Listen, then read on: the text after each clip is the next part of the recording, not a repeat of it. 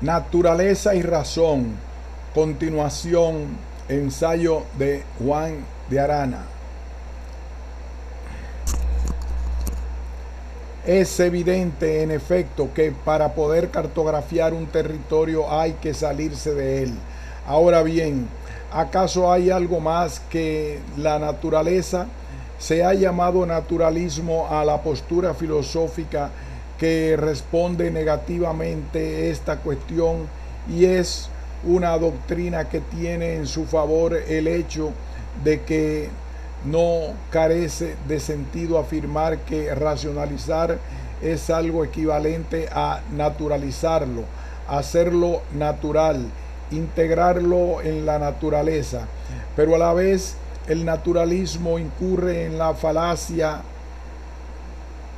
de hablar desde un punto de vista cuya imposibilidad afirma: si todo es natural, una perspectiva global que abarque toda la naturaleza no puede existir, como no existen los confines de un reino sin fronteras. Por otra parte, si todo fuera racional, la racionalidad se devaluaría como todos los bienes excesivamente abundantes que están al alcance de todo el mundo. Así pues, frente a un naturalismo que amenaza con hacer de la filosofía una disciplina universal a la que nada escapa y en la que ella misma se autodiluye por la inaprensibilidad de sus propios límites, muchos pensadores han preferido ver en la realidad algo más que la naturaleza, pero también ellos han tropezado con un tipo peculiar de paradoja, y es que ocurre que los conceptos de los que habitualmente nos valemos han sido forjados para explorar el mundo natural, que es el que nos rodea y nos es familiar.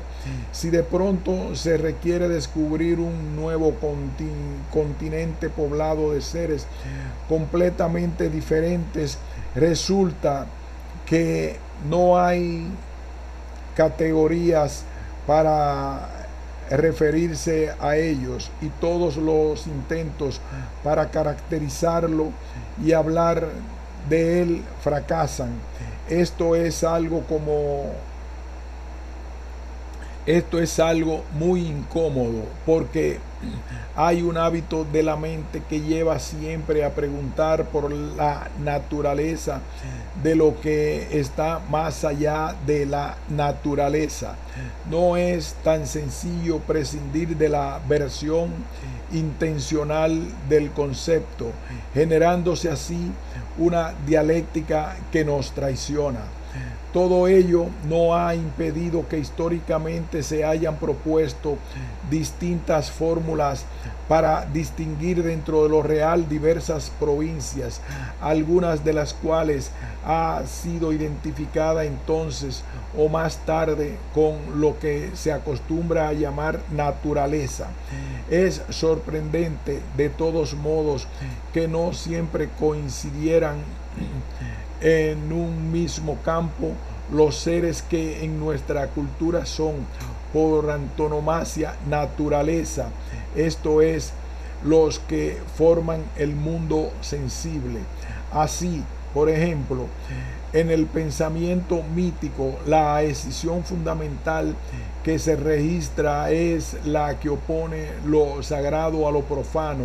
Ahora bien, si normalmente se entiende que lo natural se identifica con la dimensión de la realidad más próxima y manifiesta a los sentidos, y al mismo tiempo se supone que es algo dotado de una consistencia ontológica propia, encontramos en cambio que en el pensamiento mítico lo sagrado representa la verdadera realidad, mientras que lo profano, aun siendo lo sensible, está desprovisto de auténtica densidad ontológica.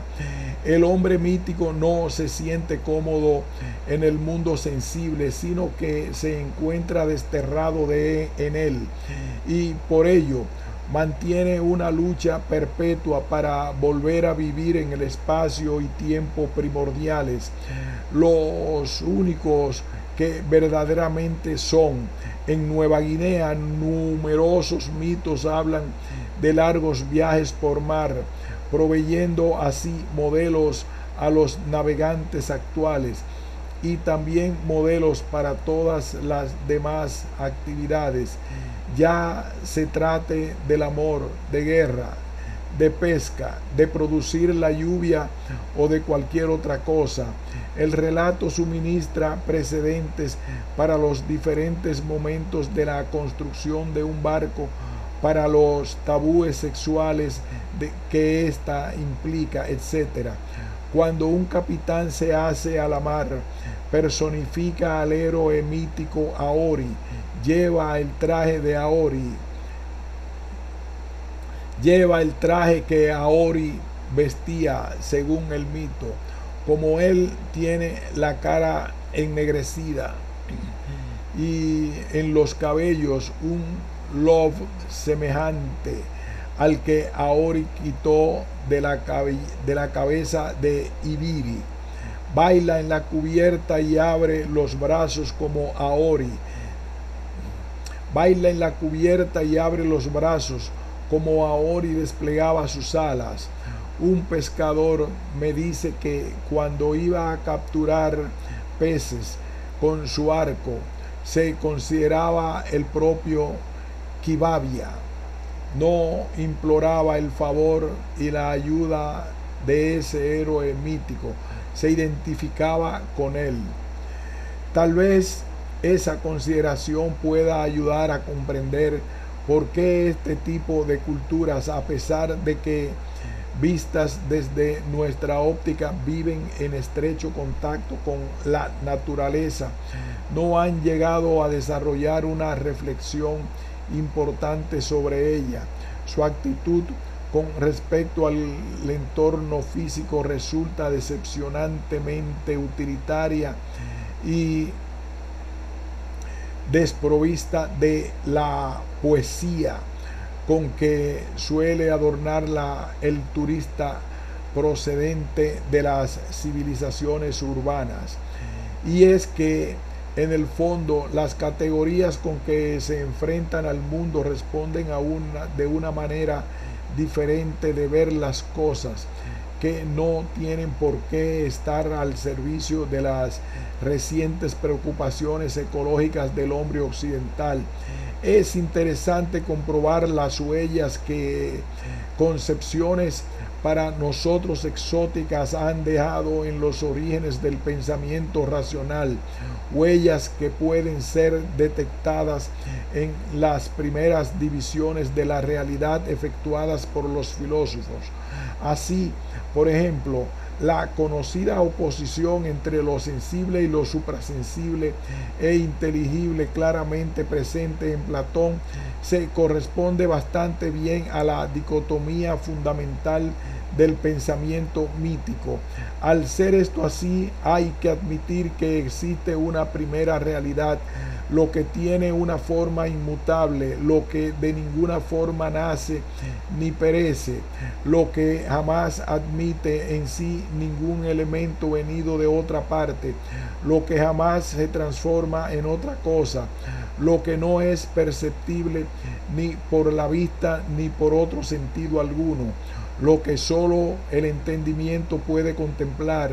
Hay una segunda realidad que lleva el mismo nombre, es semejante a la primera, pero cae bajo la experiencia de los sentidos, es engendrada, siempre está en movimiento, nace en el lugar determinado para enseguida desaparecer, es accesible a la opinión unida a la sensación.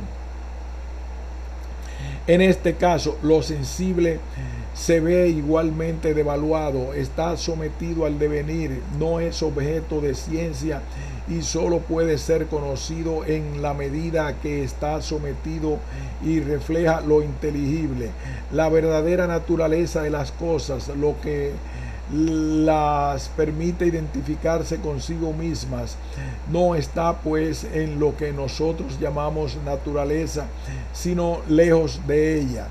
Los caminos que ha tenido que recorrer el pensamiento para llegar a concebir la naturaleza como un dominio de inteligibilidad autónomo ha sido por tanto intricados y azarosos.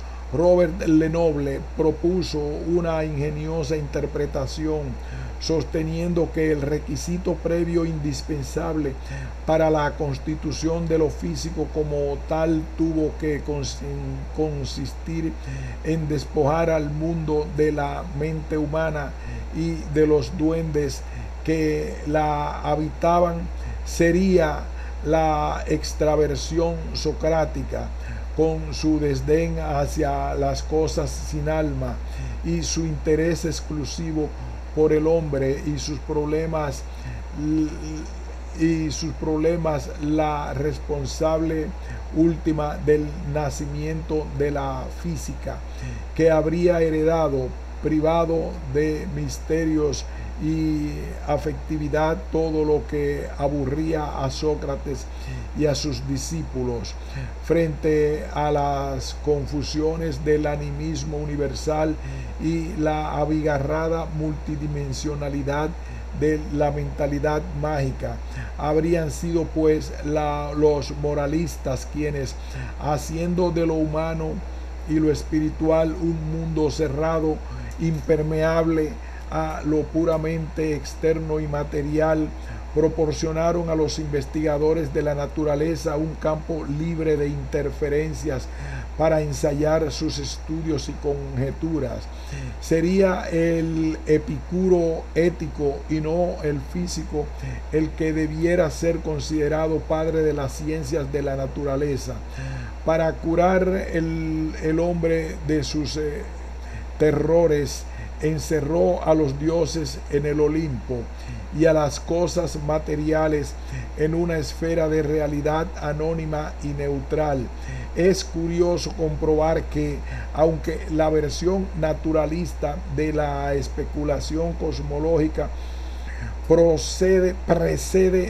es curioso comprobar que, aunque la versión naturalista de la especulación cosmológica precede a las demás ramas de las ciencias filosóficas, no obstante, para que llegase a constituirse la filosofía de la naturaleza como filosofía regional, tuvo que efectuarse previamente una delimitación extrínseca de su objeto.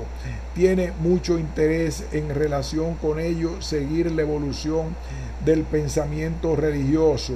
Es obvio que la especulación teológica parte de la contraposición Dios-mundo,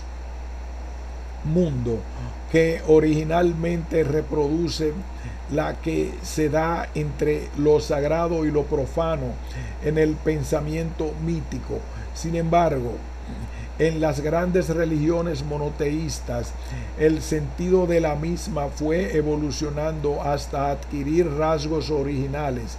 Lo divino se hizo cada vez algo más extraño y trascendente al mundo, que empezó entonces a encontrar su propia identidad, aunque se mantuviese en dependencia con respecto a Dios. Así se produce un proceso de densificación ontológica del mundo, lo que permite que vaya adquiriendo poco a poco su naturaleza, lo cual significa disponer de forma dinámica y legalidad separadas. El monopolio de la causa primera es sustituido por la presencia complementaria de las causas segundas. Así se produce históricamente una aproximación de la inmediatez de lo fenoménico a la transparencia noseológica de lo inteligible y la consistencia ontológica de lo real. Lo sensible no solamente parece, sino que también es y puede llegar a ser posible hacerlo objeto de ciencia. Con ello surge el moderno concepto de naturaleza, conjunto de elementos cuya identidad material y formal no se define de modo exclusivamente negativo, sino que queda asegurado genéticamente por su origen a partir de la causa primera, naturaleza como creación. Por otra parte, es capaz de prestarse a una consideración autónoma sin presumir otra cosa que el poder creador y conservador de Dios. El reconocimiento de esta especificidad de lo físico por parte de los teólogos es algo claramente reconocible en figuras como Tomás de Aquino y constituye una de las condiciones de posibilidad del nacimiento de la moderna ciencia de la naturaleza. Suprimir el orden de las cosas creadas es quitarles lo mejor que tienen, pues cada una de ellas es en sí misma buena, pero todas juntas son óptimas por razón del orden del universo, pues el todo siempre es mejor que las partes y su propio fin. Y si se priva a las cosas de sus acciones, se suprime el orden que hay entre ellas, pues las cosas que son de diversa naturaleza no se enlazan en la unidad del orden, sino es porque unas son agentes y otras pacientes. Luego, es improcedente decir que las cosas no tienen acciones propias. En resumidas cuentas, podemos concluir que el concepto de naturaleza presenta desde un punto de vista lógico complicaciones tales que usarlo solo se justifica por el rico depósito de experiencias históricas que su semántica encierra. Analizar este es una empresa que no parece conducir a resultados unívocos, pero el desarrollo de tal análisis lleva a conclusiones aproximativas muy valiosas desde el punto de vista hermenéutico y sobre todo ofrece la posibilidad de establecer vínculos relevantes entre tradiciones culturales muy diversas, tanto dentro del ámbito de lo racional como de lo metarracional. Conformarse con una delimitación tan ambigua del objeto de la disciplina encierra ciertamente riesgos importantes, pues da pie a cuestionar la propia identidad de la filosofía natural y de las ciencias de la naturaleza en general. Sin embargo, no parece que históricamente esta indefinición haya producido daños irreparables desde un punto de vista epistemológico. Mayores males han acarreado las definiciones deductivas, como por ejemplo cuando se ha pretendido limitar literalmente lo físico a lo sensible.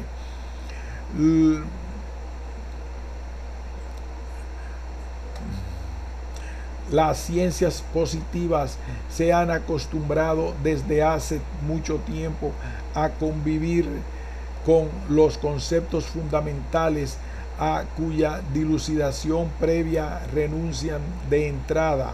Es el caso de la materia en física o la vida en biología. No veo por qué no va a poder hacer lo mismo el filósofo de la naturaleza. La naturaleza sería así aquello cuya consideración hemos heredado de una larga tradición intelectual y cuya definición no es precisamente el punto del que partimos, sino aquel hacia el que nos dirigimos y al que tal vez lleguemos algún día nosotros o alguno de los que nos releve. La naturaleza como objeto de la filosofía, aceptando no obstante como definición aproximativa, que la naturaleza es el conjunto de las cosas inmersas en el tiempo y el espacio que se pueden captar por medio de los sentidos o inducir razonablemente a partir de ellos, encontramos que es algo que ha constituido un reto para el conocimiento humano desde sus albores. No es la filosofía, no es la filosofía la única ni la primera forma de saber que se ha ocupado de ella. Sin embargo, cuando se ha llegado el turno, lo ha hecho a su modo y de ello ha resultado unas consecuencias dignas de consideración. Antes de hacerlo, no obstante, se interpone la cuestión de saber qué es lo específico de la filosofía en general frente a otros tipos de conocimiento. Si por su etimología puede ser identificada con el ansia de un saber no culminado, sin otra restricción ni matriz, históricamente estas señas se completan con el logos, la razón, como medio fundamental de articulación y síntesis. Aquí se entiende razón como la propiedad que permite convertir el conocimiento en algo discursivo sobre la base de las inferencias lógico-formales y lógico-matemáticas.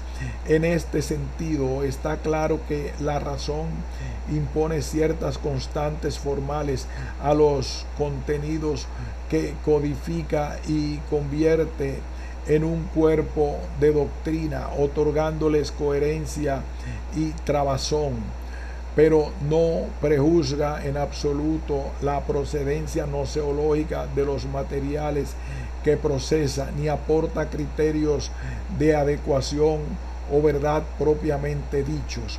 Está claro que un concepto tan laxo de razón como el que acabo de exponer no permite todavía introducir una distinción clara entre la filosofía y la ciencia.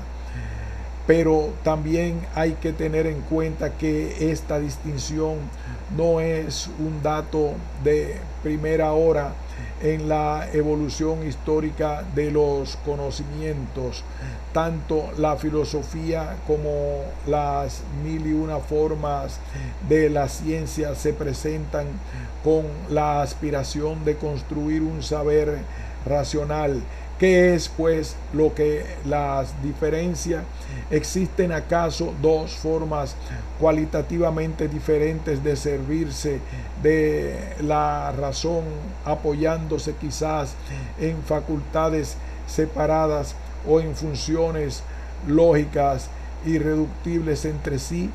Esta es una de las cuestiones más importantes que se pueden plantear de la teoría del conocimiento, y por lo que a mí se refiere, no voy a entrar en ella a nivel teórico en este momento. Desde el punto de vista de la historia de las relaciones entre la filosofía y las ciencias de la naturaleza, campo con el que me encuentro más familiarizado, tengo que decir que argumentos de elemental prudencia metodológica se oponen a basar principalmente sobre esta base la distinción.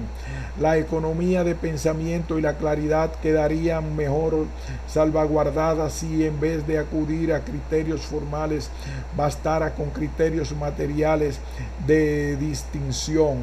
Quiero decir con ello que si podemos introducir una distinción válida discriminando el tipo de objetos de que se ocupa la ciencia por su parte y la filosofía por la suya, en vez de tener que reconocer un dinamismo noseológico o metodológico particular en cada caso, conseguiremos evitar caer bajo la dependencia de la resolución de unas cuestiones que ocupan a los metafísicos del conocimiento y a los filósofos de la ciencia desde hace siglos, sin que se destaque todavía en el horizonte ninguna solución definitiva. Creo que debe serle reconocido al filósofo de la naturaleza el derecho a empezar a trabajar antes que sus colegas se hayan puesto del todo de acuerdo, porque en otro caso probablemente nunca llegaría a ponerse en marcha. Por eso, decir que la diferencia fundamental entre filosofía de la naturaleza y ciencia de la naturaleza es que al filósofo de la naturaleza le interesan todos los fenómenos físicos, mientras que al científico no le importa más que un tipo particular de fenómenos físicos. Puede parecer una caracterización demasiado pobre para un especialista en epistemología general, pero no deja de tener algunas ventajas que voy a tratar de exponer a continuación.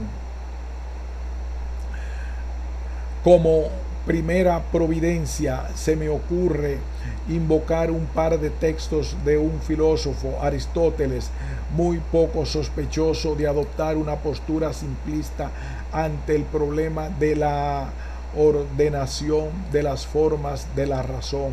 Hay una ciencia que contempla el ente en cuanto ente y lo que le corresponde de suyo, y esta ciencia no se identifica con ninguna de las que llamamos particulares, pues ninguna de otras especula en general acerca del ente en cuanto ente, sino que, habiendo separado alguna parte de él, considera los accidentes en esta. Por ejemplo, las ciencias matemáticas.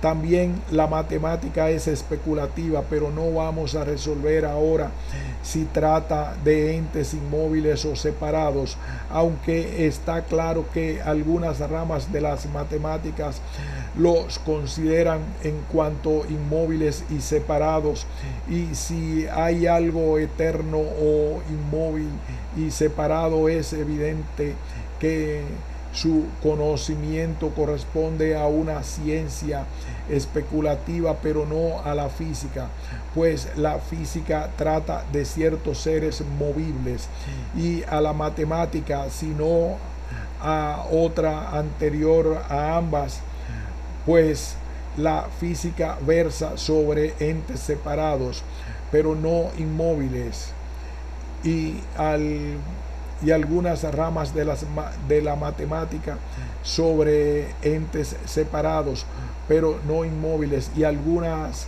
ramas de la matemática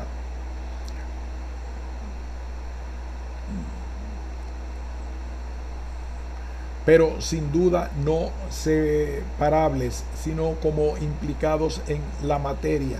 En cambio, la ciencia versa sobre entes separados e inmóviles. Ahora bien, todas las causas son necesariamente eternas, y sobre todo estas, porque estas son causas de los entes divinos que nos son manifiestos. Podría objetarse sin duda alguna que hacer del filósofo natural alguien que solo se distingue del científico por la amplitud de temas que aborda sería lo mismo que equipararlo a una especie de periodista de la ciencia, o todo lo más a un divulgador científico de altos vuelos. La respuesta que tengo que dar a ello es que el periodista y el divulgador no persiguen tanto el conocimiento mismo como su comunicación. Tratan de resumir y presentar al gran público los resultados de los trabajos realizados en todos los órdenes de la investigación natural. A su vez, el filósofo natural es ante todo un amante de la sabiduría, alguien interesado en primer lugar en el conocimiento mismo y subsidiariamente también en su comunicación. Los órdenes de prioridad son pues inversos en ambos casos. Otra dificultad consistente en que de no introducir ninguna distinción formal entre la filosofía y las ciencias de la naturaleza, aquella quedaría encadenada a la evolución azarosa e imprevisible de estas, lo cual eliminaría todo rastro de estabilidad, fijeza y rigor en ella. Un autor contemporáneo se hace eco de este reproche cuando afirma: si la filosofía de la naturaleza ha de ir de tal manera a remolque de las ciencias y variar como ellas, es que no pertenece al ámbito de la ciencia, sino de la opinión. A esto he de responder honradamente que no veo dónde está la incompatibilidad entre la cientificidad de un conocimiento y la variabilidad que implica la posibilidad de perfeccionarlo históricamente por medio de lo que llamamos progreso científico. Con toda sinceridad confieso que no pretendo para la filosofía de la naturaleza una seguridad ni un rigor mayores que el que acostumbra a otorgársele a las ciencias positivas de la naturaleza. Aquí hacemos una pausa y continuaremos más adelante.